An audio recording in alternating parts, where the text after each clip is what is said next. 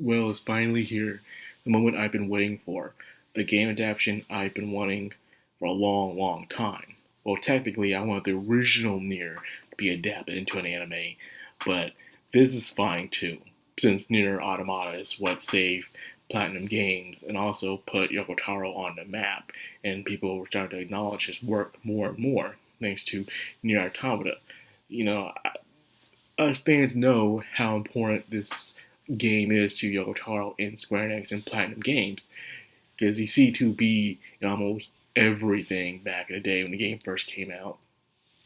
In Soul Calibur, Fall Guys, and lots and lots of crossovers. It was just ridiculous showing up. It really was a very beautiful game and very philosophical. And when we heard an anime was coming out, we were all excited, but yet cautious. Not cautious of it's gonna be good or not. It's be made by A1 Pictures. A1 Pictures is known for doing a lot of good stuff.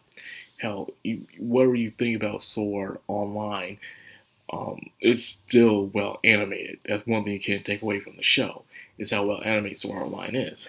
But A1 Pictures is definitely a top tier when it comes to studios.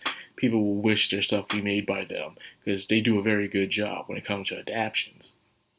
Now, when we heard about this, we were like, okay, man, what is Yoko Taro going to do? The full name of this series is actually Nier Automata version 1.1a. So, already seen different perspectives. It's going to be different. It's going to be a B. We don't know. But as a Yoko Taro fan, we always have to stay up on our toes because you never know when this guy's going to throw us a curveball because he's always up to something. Nothing's ever as it seems when it comes to Yoko Taro. It's never just a straight and narrow path. Like when other game adaptations, you'll get a game adaptation through something like Blaze Blue, Blue Reflections, Steins Gate, and you know the story is going how it's going to play out. But when it comes to stuff like Yoko Taro, you just don't know. You know, so when we heard this anime was coming out, we're like, there's no way in the world that this anime is going to be based off the video game. Meaning, it's not going to go word for word. He's going to throw an altercation into this. It's going to be completely different. Was that the case? Well, we don't know yet. First episode just came out. And all I gotta say, it looks beautiful. They choose, for an opening song for Amir to sing is great. I don't know why, but Amir, when she sings, I have a melancholy feeling about myself when I'm hearing her sing. Hell, even her latest song I heard in Chainsaw Man, Deep Down, it just makes me feel something. Every time she sings, it's just, I feel something, man. I feel depressed or sad or just like you win a battle, but at what cost? And the opening was really nice. I did enjoy the opening. You know, I like how the characters weren't really there, but they were like, on the surfaces of the objects and organic ground around them. They weren't really there, so I like that. It was something I haven't seen in a while, and I do mean a while. Now, let's get on to the anime itself. I've been around the bush way too long. Now, when I was watching this, I had to make sure I was looking at every frame, every scene, seeing what is this madman up to? What difference he's going to show us that we're going to be like, okay, there's a difference, there's a difference. That didn't happen yet. We were waiting for that, but it didn't happen yet. He's out there somewhere, behind the corner, behind the bushes, whatever, which is waiting us to keep our guard down. And then when our guard is down, he's gonna just surprise us right from behind and say, "Gotcha!"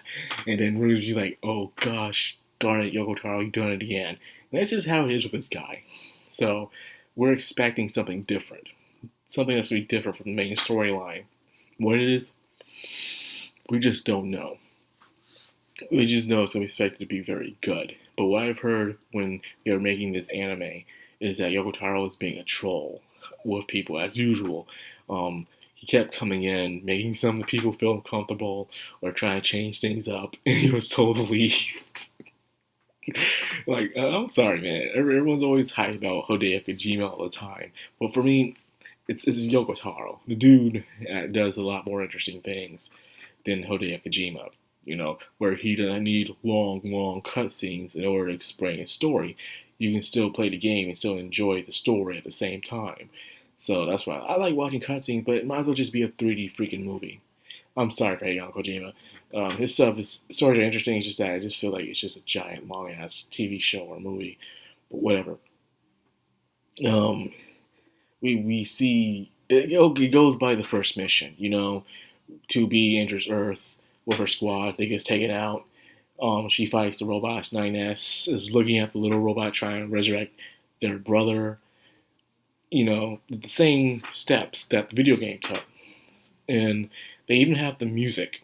One thing I realized when a game becomes an anime, they never have the music within the game most of the times. Not all the music, only some of it. But this one, it has all the music. It's doing all the steps, all the tracks, literally word for word of what happened inside the video game, which I was very impressed at. Like, okay, they're doing a word for word here. But maybe that's on purpose. They'll keep doing it to a certain time until things spiral out of control. Remember, there was always different lives 2B and 9S had where they met each other a ton of times, and you know what happens to them every single time. Different things, but in the same way, in a way. So, anyways, they follow the same steps. They meet, they fight the Goliaths, and then they set off their black boxes to self-destruct, and they're back at the bunker, and 9S doesn't remember what happened because he only had time to upload 2B's data memory. And glory to mankind. The ending of the first mission. So how I feel about this? It was nice. It was well animated, well choreographed. The music, I'm still hoping when they get to certain parts of the anime, we get to hear sweet Amy Evans. And that's what I really want to hear, I love Kiichi Okabe's music. I think he's one of the best composers when it comes to video games and an anime as well. By the way, watch Yuki Yuna if you want to listen to more Kiichi Okabe and Amy Evans music. Watch Yuki Yuna. I'm saying.